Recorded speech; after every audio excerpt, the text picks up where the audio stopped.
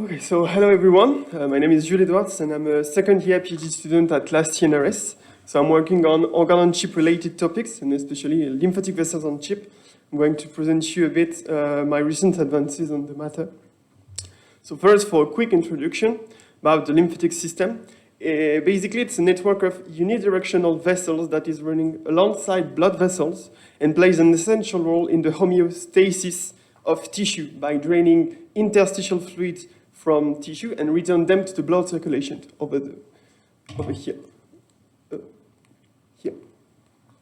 It also has essential role in immunity or gastrointestinal lipid absorption, but also involved in metastatic processes, such as in breast cancer. So the lymphatic system displays a whole architecture of vessels, and in the first part, so the smallest ones are called lymphatic capillaries.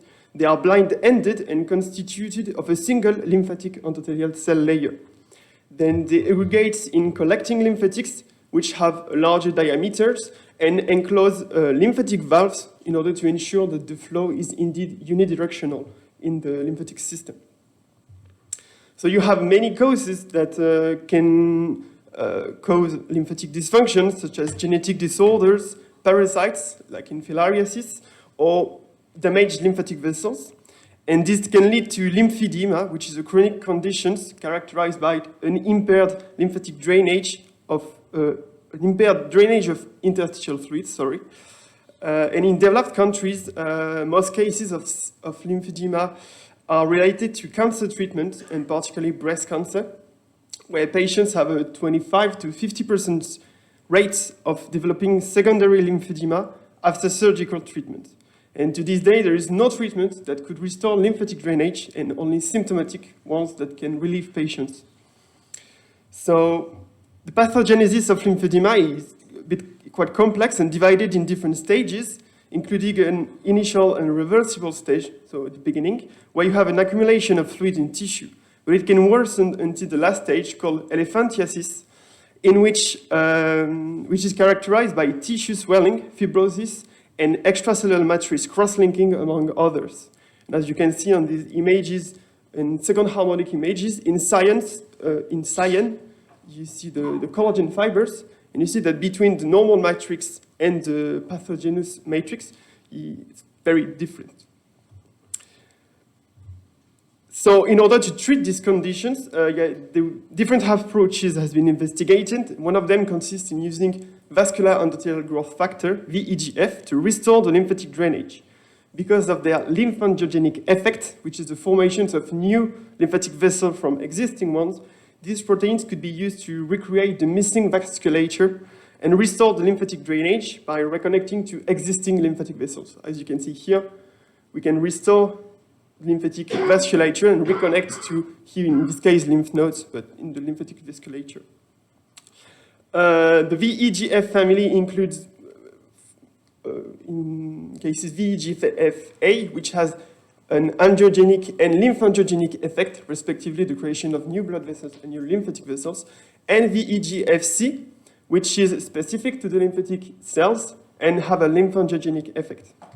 So these type of treatments have shown promising results, and currently there is a genic therapy in clinical trial at Hôpital de Toulouse, targeting VEGF-C.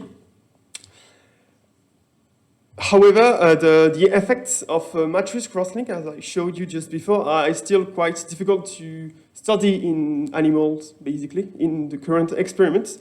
And therefore, the lymphatic vessels on a chip platform, so organ-on-chip technologies, could be used to reproduce the pathological conditions and create vessels in here. So to create the platform we are using is based on a protocol from a device created at CNRS in the Matsunaga lab in Tokyo. And it consists of a silicon glass-based chip over here with 3 reservoirs and a needle guide, so inside that is passing through the reservoirs.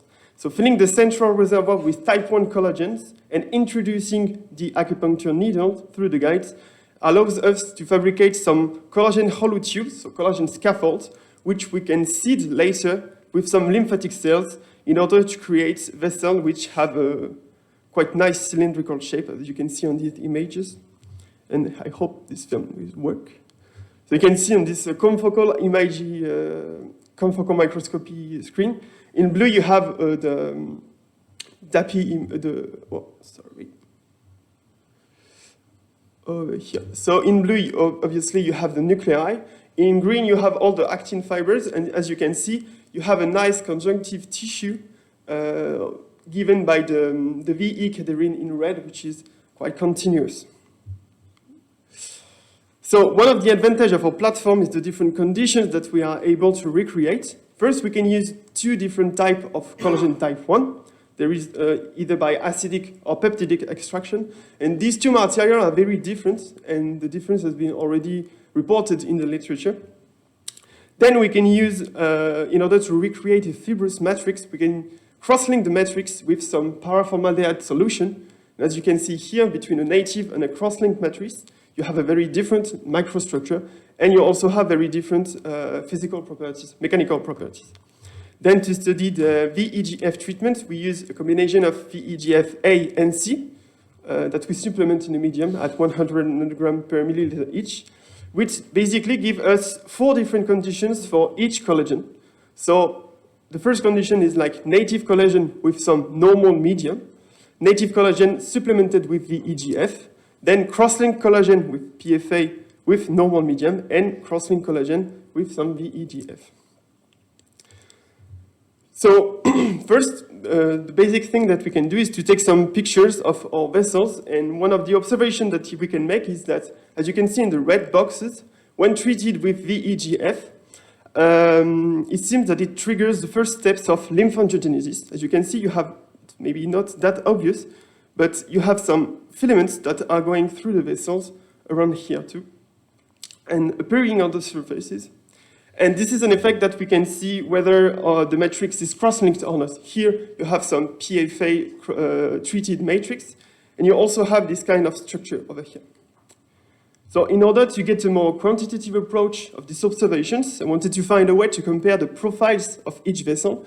So if you can trace the rough profile of each vessel here, you can see that it's quite different. So for that, in order to compare the two, I defined what I call a profile roughness R, which is the comparison of the vessel profile length divided by the image width. And using an image macro that I developed, I was able to compare all the conditions. And this gives us this graph. So here, the important thing to notice is that between the native conditions on the native collagen in PFA, but with a VEGF treatment, we observe like 30% increase in the roughness of the vessel. We don't see any difference due to cross-linking. As you can see, for the PFA VEGF and PFA Lonza, we also have a 30% difference, and this is a result that is identical in IP. So here, the message that we are able to stimulate, the stimulation by VEGF allows us to induce lymphangiogenesis, and with this technique, I'm also able to quantify it a bit. Then, using a microscope incubator, we are also able to monitor vessels over time. So, as you can see on these images, it's a film we took overnight, over 16 hours. And what you can see here is like the diameter of the vessel is decreasing over time, which is quite surprising. So this is something that we were able to monitor over time. Here. And this, in relative values, gives us the diameter over time for collagen IA. And what's quite striking here is that we have a 12% reduction in diameter for native collagen, so non-cross-linked collagen, whereas we have only 6% reduction of diameter with cross-linked collagen. So basically, this tells us that cells are pulling on the collagen in order to reduce the diameter, and because our matrix is cross-linked and is a bit stiffer, the reduction of diameter is a bit less important. Then we try to confirm these behaviors of cell pulling on the collagen by performing some immunostainings to assess the cell architecture. So here with the nuclei in blue and actin in red. And what we can see on these images is that the VEGF treatment seems to make appear a lot of stress fibers inside the cells. As you can see, the amount of fibers is much more important. Here it's much more diffuse. And the same observation can be made between native and with cross-linked collagen. So over here you can see more fibers that are appearing.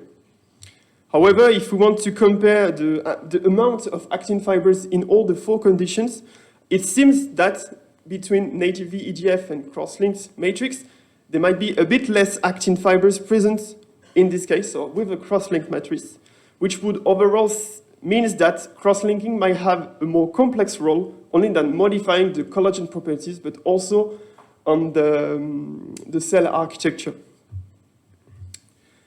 What you may have seen on the previous photo is that due to the VEGF treatment, we also observe a huge cell polarization. This is something that I wanted to quantify by representing the distribution of nuclei orientation. And basically what we can see is that in the native, in the non-stimulated vessel, we can see that the nuclei orientation is roughly have a distribution around 5% uniform, whereas whenever we use VEGFs to stimulate our vessels, we have a nice U-shaped distribution, meaning that here we can quantify the polarization of our cells. This is an effect that we also have in our cross-linked matrix. So here you can see in the cross-linked matrix with normal medium, you have roughly uniform distribution at 5% and a U-shaped also distribution with some VEGF. So the effect is the same whether the matrix is cross-linked or not. However, it seems that the intensity of the polarizations is a bit less important in the second case, so in cross-linked matrix.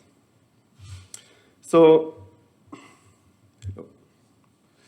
then finally we wanted to test the barrier functions of our vessels.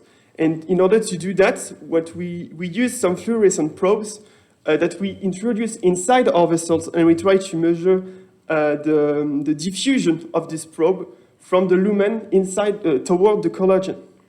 And this gives us these values. So from here we see that the message here is that the permeability does not seem affected by cross-linking. As you can see from native Lonza and PFA Lonza, we have very roughly values that are at certain values. And however, the VEGF treatment seems to make the barrier much more permeable, whether the matrix is cross-linked or not, as you can see by the increase of permeability in the 2 cases. And no matter the type of collagen we are using. Yep. So in order to conclude, so for my take-home message, with our platform we are able to create some lymphatic vessels on a chip in physiological and pathological matrices, such as more fibrous matrices and cross-linked matrices.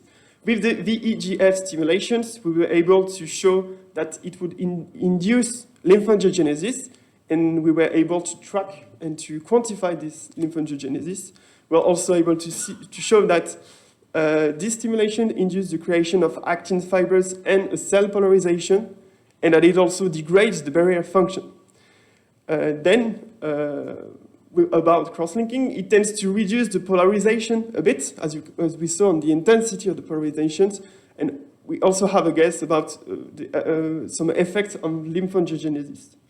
And so for the perspectives, something important that we'll have to do is some immunofluorescent staining of adherent junctions, such as vascular endothelial cadherin, and to work toward more physiological conditions. For instance, using some paraformaldehydes for cross-linking is not optimal, and we are currently working with a team at I2MC in order to work with lysyl oxidase in order to cross-link our collagen.